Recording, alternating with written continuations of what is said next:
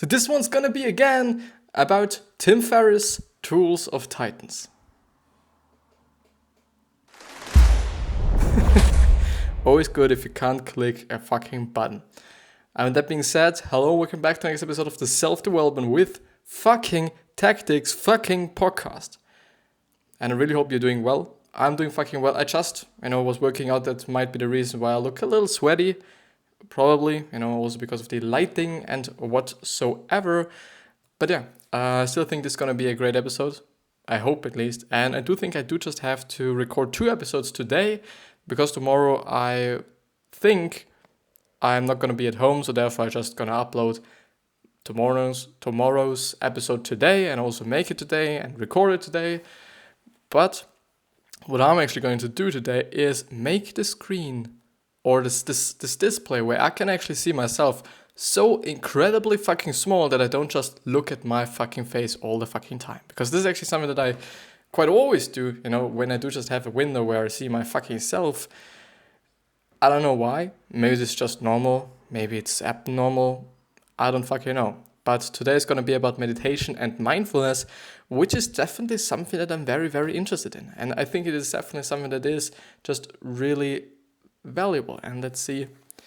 Yeah, it is there. Everything is okay. Maybe the light would be... Wow, also the light works. Just amazing today. But yeah, I definitely look sweaty. But yeah, never mind. Oh. Whoop. Just turn everything on and now it should actually be not working. Thank you. But yeah, I guess I'm gonna start anyways until the light is working again. So meditation and mindfulness. Tim Ferriss says most of his interviewees practice some sort of meditation or mindfulness practice. This reduces anxiety, increases happiness, and makes you more aware of your life. Which is actually true. If you do somehow practice mindfulness and or meditation, you just have to concentrate on something. Like, I'm doing a kind of meditation where at some point in the meditation, I do just have to focus on my breath, which is pretty common. I guess it is actually the mindfulness practice kind of thing. Normal or regular meditation. So there is definitely a difference between mindfulness and actual meditation. I can't really tell you what the just exact definition is, what the exact kind of difference is, because I don't know it myself. But what I kind of feel like is that mindfulness is actually just being mindful, just, concentrating on something. And I do guess that meditation does not actually have to be the case or have to be the way we kind of imagine it. It isn't just a long time ago, I was actually watching an episode of Tom Bilyeu's Impact Theory, yeah. Good that I remember that. And he was interviewing a person, it was actually a girl or actually a woman, and she actually created her own kind of meditation. I think it actually was a company or it was some sort of a training or something. So she's definitely into meditation, so the actual meditation. And she was something talking about, I don't know if this is actually really, really right. So because, this is just the thing that I assume she said. I don't really know or remember actually what she actually said.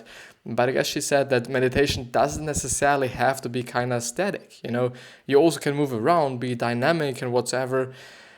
I don't know. I probably have to look up the difference between meditation and mindfulness, because I kind of feel like this is actually something that's pretty common that a lot of people kind of mix up a little bit, which is not something to be ashamed of, but to just really know the real difference just makes sense, or I think it's just good. But yeah, let's see. You don't have to do it every day. In his early life, Arnold Schwarzenegger meditated for a year and continues to see lifetime benefits even when he stopped. I could really disconnect my mind and I learned how to focus more and to calm down. I don't merge and bring things together and see everything as one big problem. I take one challenge at a time. A similar concept is working while listening to a single track or album on repeat. This puts your mind into a trance-like state of focus and is similar to mindfulness practices. And I do this, as the author of this summary says. I do not particularly think that it's gonna work with every singular track you might be listening to. So I kind of feel like, okay, with rap music, yeah, you know what, it could actually be the case that it would actually work with every singular track, whatever kind of genre you're listening to, it could actually be the case. I maybe just have to do a little research on it, because it is actually very interesting.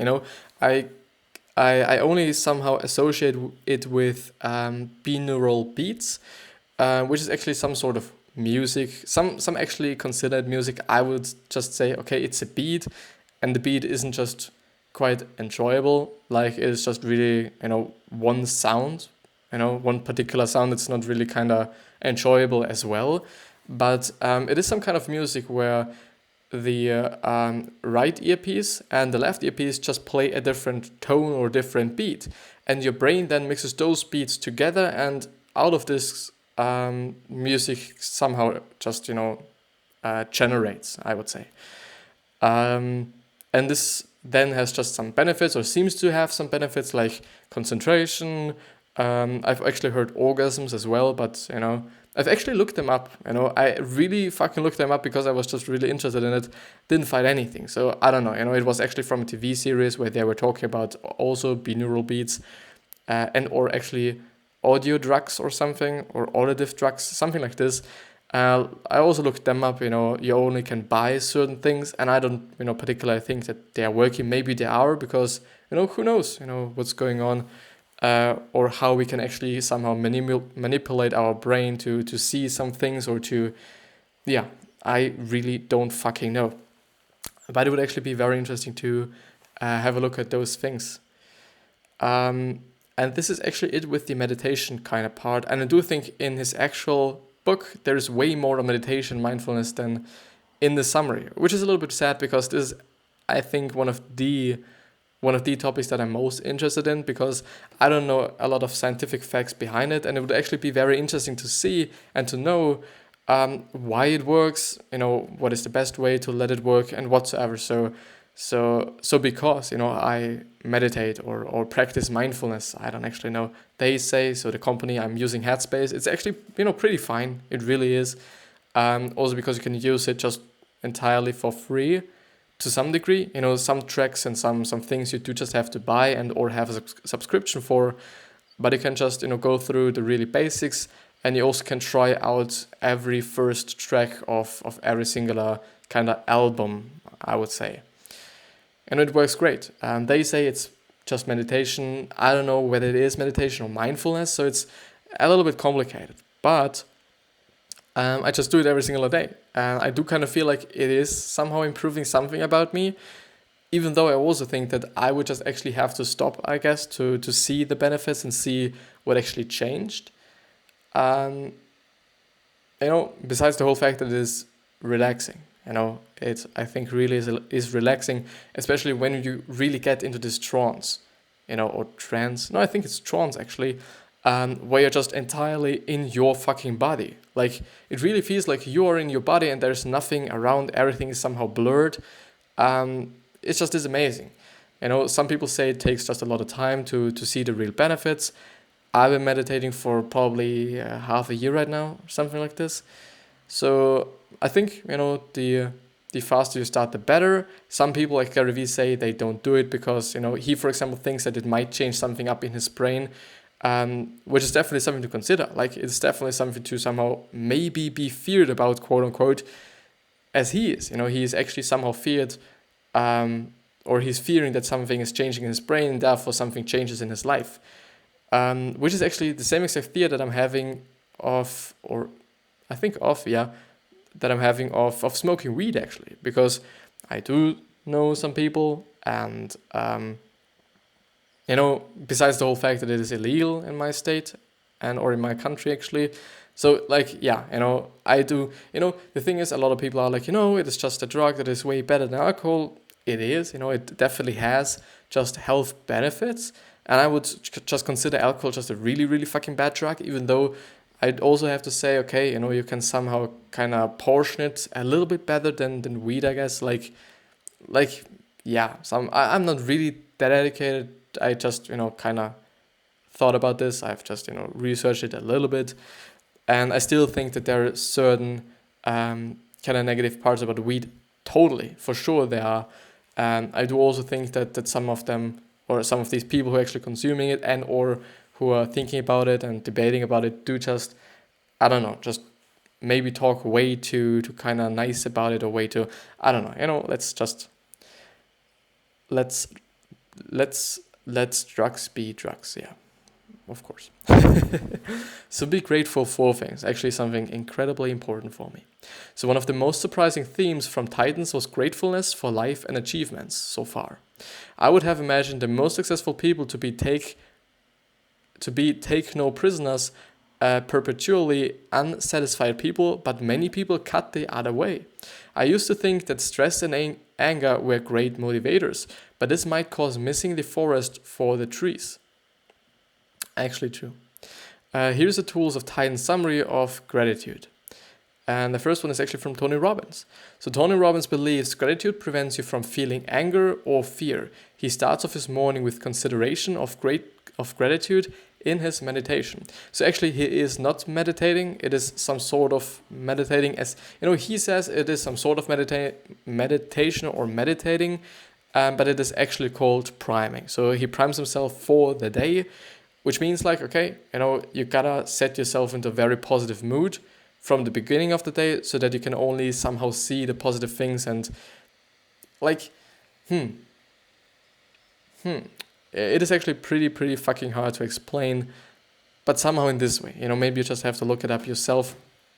Maybe I just look it up myself as well. Let's actually see.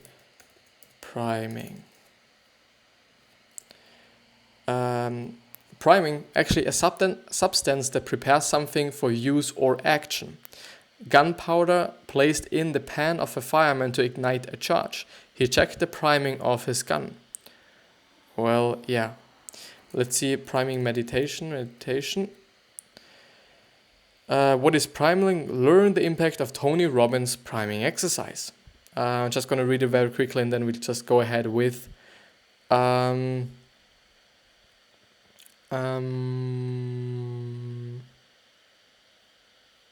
So what is priming? The principles of priming are indisputable. One way to define priming is the act of taking time to adjust your thoughts and emotions so you can live your life in your peak state. Priming is most powerful when completed in the morning to set a productive and powerful tone for your day. It also is useful for mastering your emotions, giving you a moment to take a breath and control your reaction. If you have obstacles that are holding you back from where and who you want to be, priming is one of the most effective tools for bridging that gap.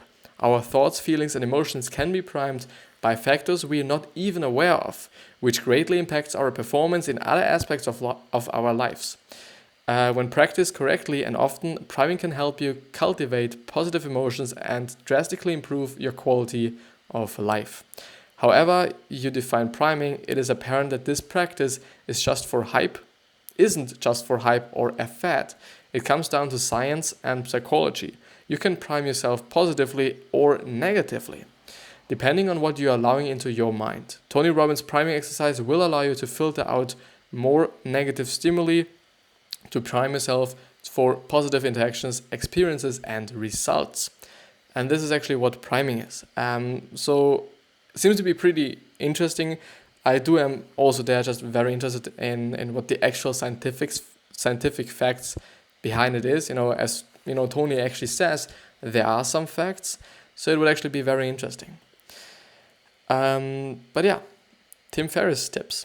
In his 5-minute journal, Tim Ferriss recommends naming 3 things you are grateful for at the end of every day. Instead of repeating the same things like your health, consider an old relationship that really helped you, an opportunity you have today, something great that happened yesterday that happened to you or that you saw, something simple near you or something within sight. Um, yeah, so I would say, just some specific things for the day. So even though I do just have to say being grateful for your health, you know, being grateful for even though I do just have to say, it makes some sense that you don't just always be like, okay, I'm very grateful for my health. Even though just repeating it over and over and over again might actually be good to just put it into your fucking head. This might actually be a great way to do this. But the thing there is, I don't know, it's somehow in my mind, I don't know, I can't actually tell you why I think this way, but it somehow also makes sense that you, for example, let's take the health part, that you always just talk about health, but in a different way every single day. Like, I'm happy that I'm breathing very, very well, or that I'm able to breathe very well, and or that I'm able to see very well, and whatsoever. So it's just, I don't know, like, I kind of feel like he's just really more into those specific things about the day, and not really like this generalizations and not those general things that you should be grateful for and or are grateful for. Seth Godin asks, why fixate on all the times someone betrayed or rejected you? It makes more sense to keep track of all the times it worked, all the times we took a risk and it worked out. The narrative is up to you. Actually pretty true. Like, the thing is, a lot of people actually focus, and this is actually something I think I've been talking about in the last episode, so yesterday as well. I do believe, and it is actually something that I truly find really unsatisfying and really bad.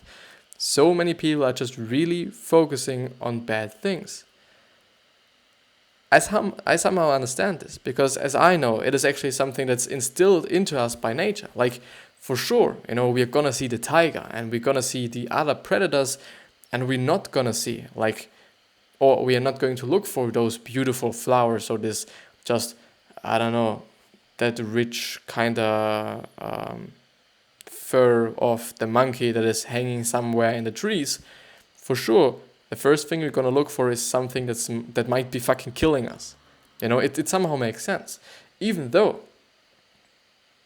I think I've actually somewhere read this, or it is actually some of these things that I've just really instilled myself into my mind, and or thought about myself in one episode just a fucking year ago or something. Even though I'm actually not producing videos that long, or I haven't been. Never mind. Even though I also have to say that we, I think also were looking for just great fruits. Like, if there was a fucking apple, we would totally just focus on it, or we totally have focused on it. So I don't know. Still I think the predator thing just somehow makes sense.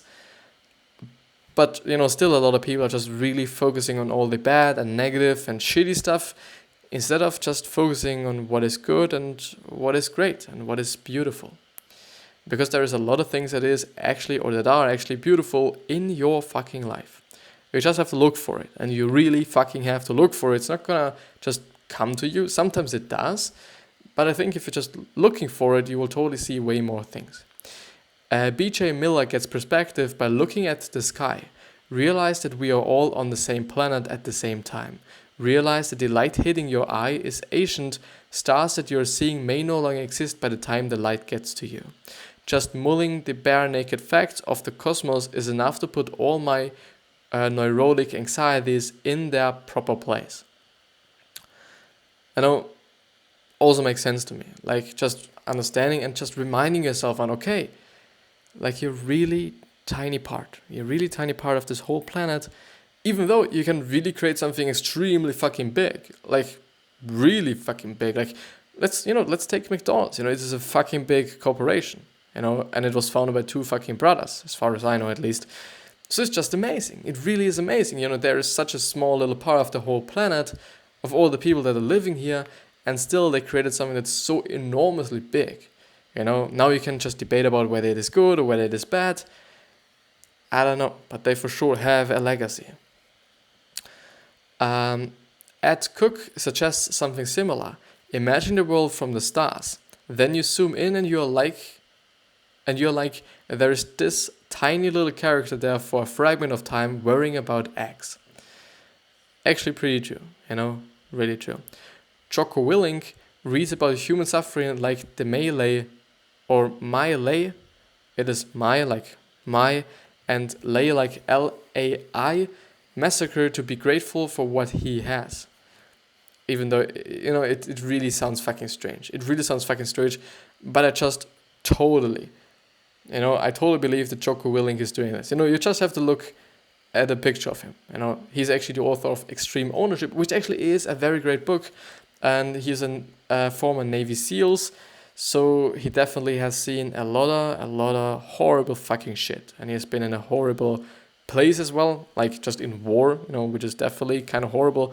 Not kinda, it is fucking horrible, and it just also somehow seems, kind of sounds pretty fucked up if you think about, okay, some guy is just actually reading, I somehow guess every single day about something that's so fucking horrible to just be grateful for what he has, even though it makes sense, You just also or only have to look at the counterpart of what you're having, like, okay, I'm just really fucking grateful that I'm able to fucking go.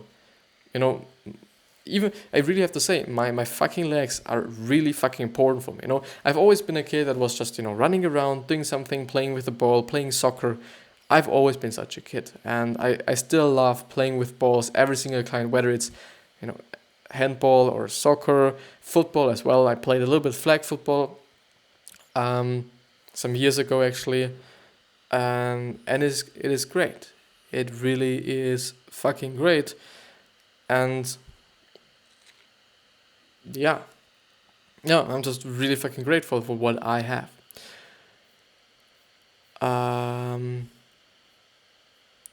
Joey the Cena was inspired to start Death Race after getting fed up with Wall Street. He wanted to suffer in nature and return to a time when you just want water, food, and a shelter, which would make all other needs pale in comparison, which is actually completely true. Like, you just have to look at Maslow's needs pyramid, and the very bottom things, if you don't have those things, there's nothing about those things.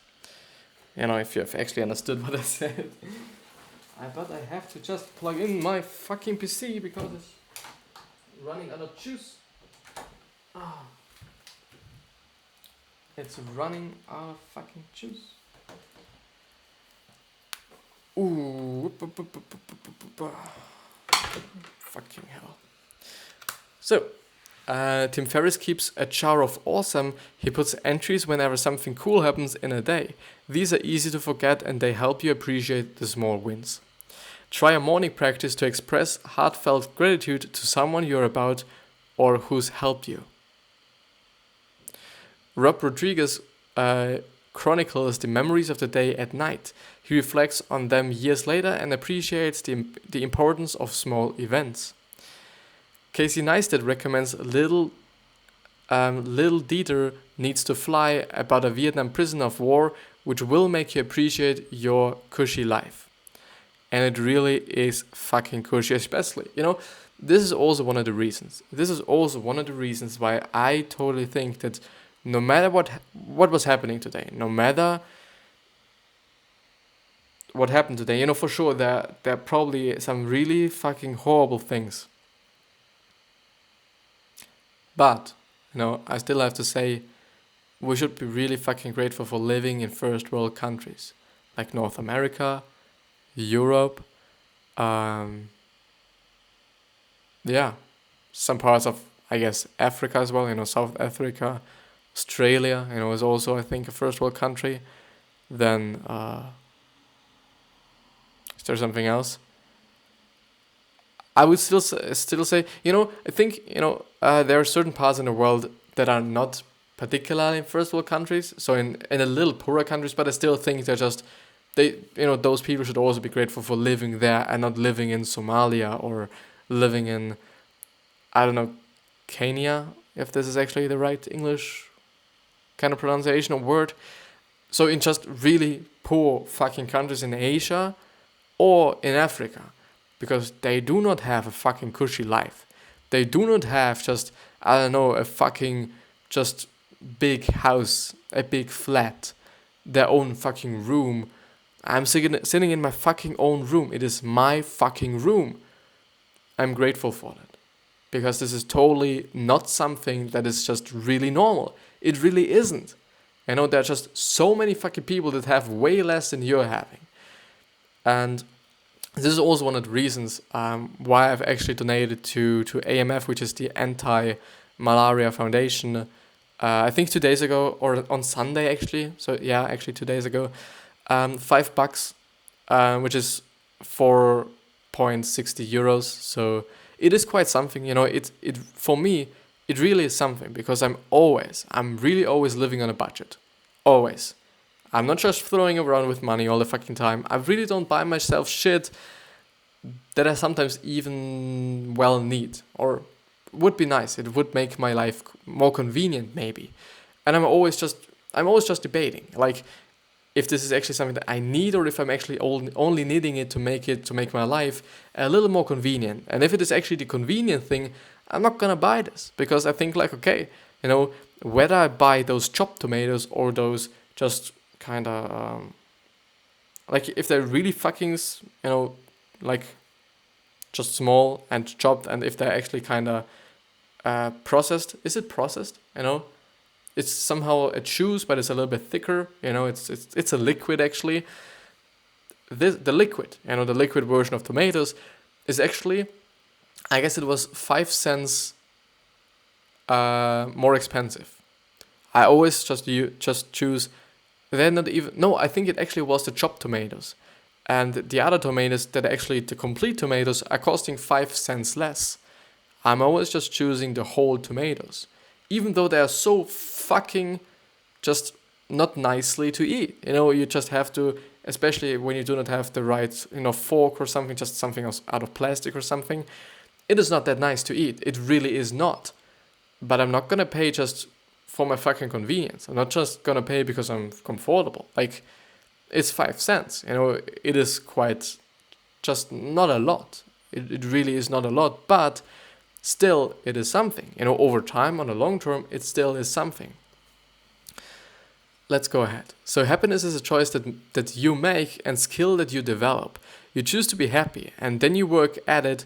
It is just like building muscles, which is particularly true, I would say. You know, I really believe in this. You know, the whole thing about, okay, focusing on actually the good things also plays into this. So sometimes you really have to look for good things, you know, to really look for something that you can learn out of these really fucked up situations, for sure. They are really fucked up situations, and I'm pretty grateful that I'm actually having to complain about and be angry about certain things that actually I should not be angry about, because those are just so, they are cushy, you know, even though it's not the right word, but somehow it's fitting. They are cushy, you know, it sounds actually very cute, to be honest. I'm not certain yet why being grateful helps you better accomplish your goals, but there are some suggestions. Being grateful for past successes helps you acknowledge that you are capable. This avoids the paralysis from feeling you're not good at anything. If you are afraid of taking a certain action, reflecting on similar past actions helps you realize the outcome will be good and it won't be as painful as you think it is. Being grateful for other people inspires a cooperative spirit. You often need other people for success, and thanking past connections helps you seek more connections. Neurologically, feeling good about memories positively reinforces the behavioral circuits that produce those memories.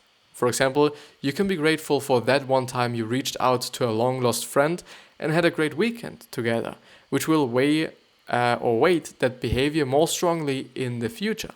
Which definitely makes sense. Like, if you just somehow tell your fucking brain, okay, this was good, this was making me happy, maybe subconsciously your brain also will put you in those certain situations again, because, you know, it is learning subconsciously, like you are learning subconsciously. But yeah, you know, this is actually it with the episode. You know, today has been a really, really great episode. I do hope that the second episode is also gonna be just fucking great. And I do think part of it is because I don't see myself, you know, even though it sounds so fucking stupid. And sometimes I just, you know, do have to look for whether I'm just in the screen or whether you can see me or not. and also because I really like to make these videos.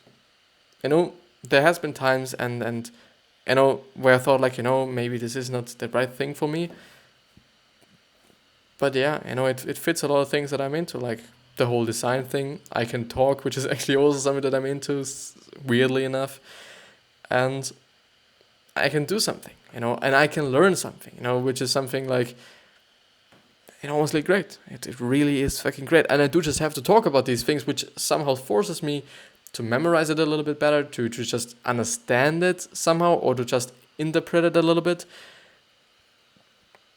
It's just good for me. And I really at least also hope that it's just good for one singular person on this fucking planet. You know? But I'm seeing, you know, numbers are going up. You know, I'm doing quite well, and I guess it's still gonna take some time until I'm really gonna pop, you know, but as long as I'm having fun, it's all good. But with that being said, I wish you the best health, wealth, happiness, and success. I thank you very much from the fucking bottom of my fucking heart for watching or listening. And yeah, I hope you're gonna remind yourself on how you're gonna be remembered, which means what your legacy is going to look like, whether you're going to be remembered as a good person or as a bad person. And it is totally in your hands. It really fucking is. And with that being said, I'll see you the next time. Thank you again.